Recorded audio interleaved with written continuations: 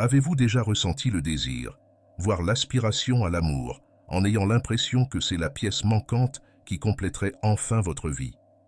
La société dépeint souvent l'amour comme l'objectif ultime, le sommet de l'expérience humaine, la solution magique à tous nos problèmes. Mais que diriez-vous si l'on vous disait que cette quête incessante de l'amour pourrait en réalité être plus un obstacle qu'une aide pour trouver le vrai bonheur et la satisfaction? Restez avec nous, tandis que nous dévoilons les enseignements des stoïciens et explorons pourquoi ils croyaient que nous ne devrions pas courir après l'amour. Sénèque, un philosophe stoïcien de premier plan, a beaucoup écrit sur les émotions, y compris l'amour. Il croyait que l'amour est une partie naturelle et nécessaire de la vie, mais mettait en garde contre le fait de le laisser nous consumer. Pour Sénèque, l'amour, comme toutes les émotions, doit être modéré et contrôlé. Il ne doit pas devenir une obsession qui nous détourne de notre chemin vers la vertu et la sagesse. Au cœur du stoïcisme se trouve le concept de l'indifférence préférée. Ce sont des aspects de la vie qui ne sont ni intrinsèquement bons ni mauvais, mais qui peuvent contribuer à une bonne vie s'ils sont utilisés correctement.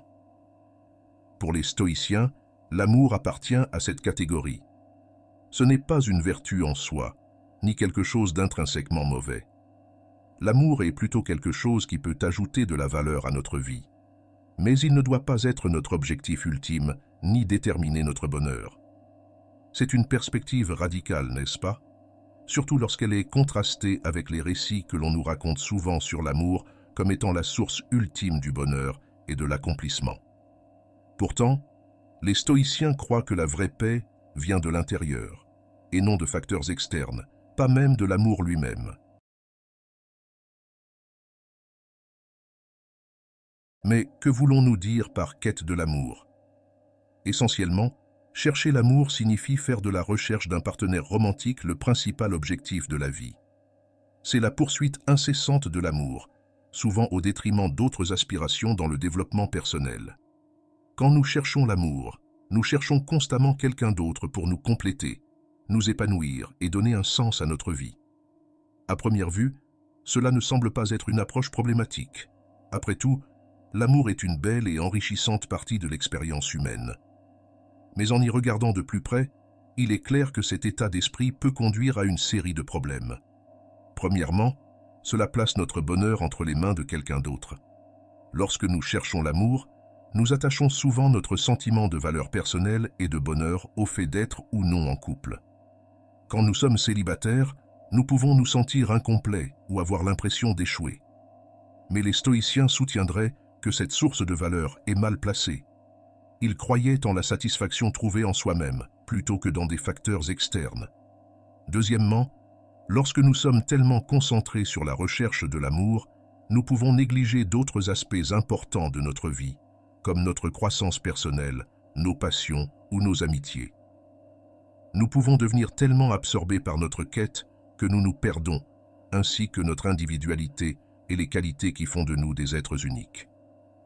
Troisièmement, la quête de l'amour peut nous entraîner dans des relations malsaines.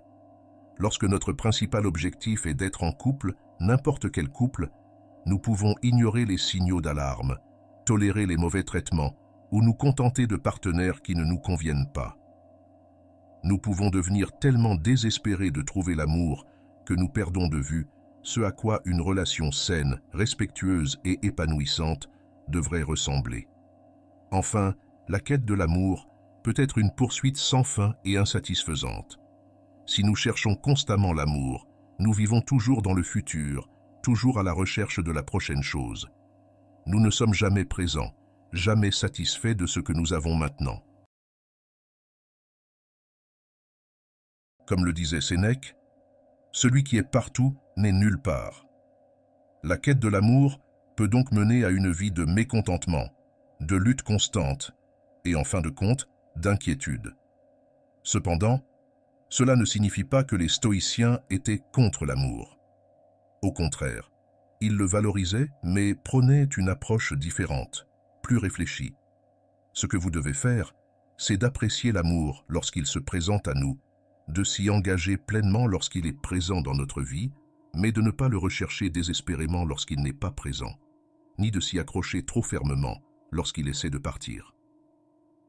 Un autre éminent philosophe stoïcien, Sénèque, enseignait que l'on devait aimer sans attachement, en sachant que toutes choses sont temporaires. Cela ne vise pas à promouvoir le détachement émotionnel ou l'indifférence, mais à favoriser la résilience face au changement et à la perte. Sénèque conseillait « Celui qui aime avec désir est toujours angoissé ». Adopter le point de vue stoïcien de ne pas chercher l'amour peut améliorer considérablement votre vie. Cela peut sembler contre-intuitif dans un monde où l'on nous dit souvent de poursuivre ce que nous voulons avec une détermination implacable, mais le stoïcisme nous enseigne une approche plus nuancée. Premièrement, ne pas chercher l'amour peut mener à un profond sentiment de résilience émotionnelle. Lorsque nous attachons notre bonheur et notre estime de soi au fait d'être ou non en couple, nous devenons susceptibles aux troubles émotionnels. En prenant du recul et en ne cherchant pas activement l'amour, nous pouvons créer un équilibre émotionnel qui reste stable, que l'amour soit présent ou non dans nos vies. Deuxièmement, ne pas chercher l'amour encourage l'accomplissement personnel. Il est facile de tomber dans le piège de croire que nous avons besoin d'une autre personne pour nous compléter. Le stoïcisme, cependant, promeut l'idée que nous sommes déjà complets et capables de trouver l'accomplissement en nous-mêmes. Lorsque nous arrêtons de chercher l'amour, nous pouvons consacrer plus de temps et d'énergie à notre croissance personnelle, à la compréhension de nous-mêmes, à nourrir nos passions et nos intérêts. Nous apprenons à trouver la satisfaction en nous-mêmes, nous rendant plus autonomes et résilients. Il ne s'agit pas d'éviter l'amour ou d'y être indifférent, mais plutôt de laisser l'amour venir à vous en son temps et à sa manière. Souvenez-vous, c'est un voyage. Il y aura des jours où vous aurez du mal, et c'est normal. Le changement prend du temps, mais à chaque étape que vous franchissez, vous vous rapprochez d'une vie de résilience émotionnelle, d'accomplissement personnel et de relations plus saines. Les stoïciens nous ont appris que nous pouvons apprécier l'amour quand il est présent, le laisser partir quand il ne l'est pas, et toujours maintenir notre paix intérieure et notre respect de soi. Dans les mots du célèbre philosophe stoïcien Sénèque, l'homme serein et tranquille n'est pas celui qui a fui les choses, mais celui qui en reste le maître. Puissions-nous tous nous efforcer de devenir maîtres de nos émotions et de nos vies. Merci de nous avoir rejoints dans ce voyage à travers le stoïcisme et sa perspective sur l'amour. Si cette vidéo vous a apporté de la valeur, pensez à aimer, partager et vous abonner pour plus de contenu comme celui-ci. Rappelez-vous, l'amélioration de soi est un voyage que nous faisons tous ensemble. Jusqu'à la prochaine fois, continuez à grandir, continuez à apprendre et efforcez-vous de devenir la meilleure version de vous-même. À bientôt.